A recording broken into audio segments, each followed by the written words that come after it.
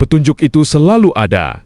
Kamu saja tidak mendengar. Banyak orang ketika hidupnya bermasalah, stuck, atau punya keinginan yang ingin dicapai, langsung mencari petunjuk. Yang religius akan berdoa di sepertiga malam, menangis, memohon arah. Yang menjalani laku tirakat akan puasa, begadang, melakukan berbagai ritual. Yang spiritual akan meditasi, mengheningkan diri, pergi ke alam, masuk ke keheningan untuk mencari jawaban. Semua itu secara umum tidak salah, tapi ada sudut pandang lain yang jarang dilihat. Petunjuk itu sebenarnya tidak perlu dicari dengan cara yang rumit dan kaku. Tidak harus menunggu meditasi berjam-jam. Tidak harus menunggu pikiran benar-benar kosong. Tidak harus menunggu tirakat panjang. Tuhan tidak memberi petunjuk menunggu Anda. Suci dulu, Anda menjadi wali dulu, menjadi nabi, dulu menjadi orang hebat. Dulu menunggu Anda menjadi jernih dan hening dulu. Tuhan tidak serumit itu. Tuhan tidak memberi syarat apapun. Dia selalu memberi dan memberi, tanpa syarat. Justru seringkali yang membuatnya terlihat sulit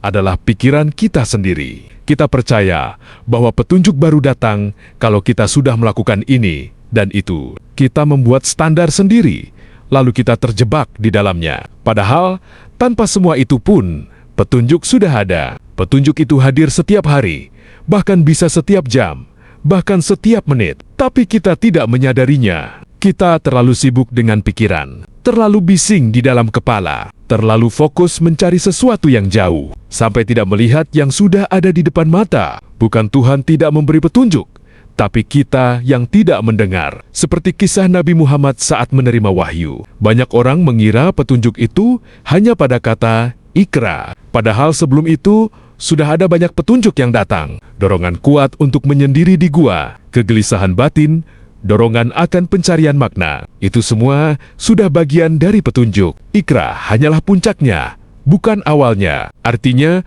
petunjuk tidak selalu datang dalam bentuk suara atau kata-kata. Bisa berupa dorongan, kegelisahan, dan lain-lain. Semua itu adalah arah.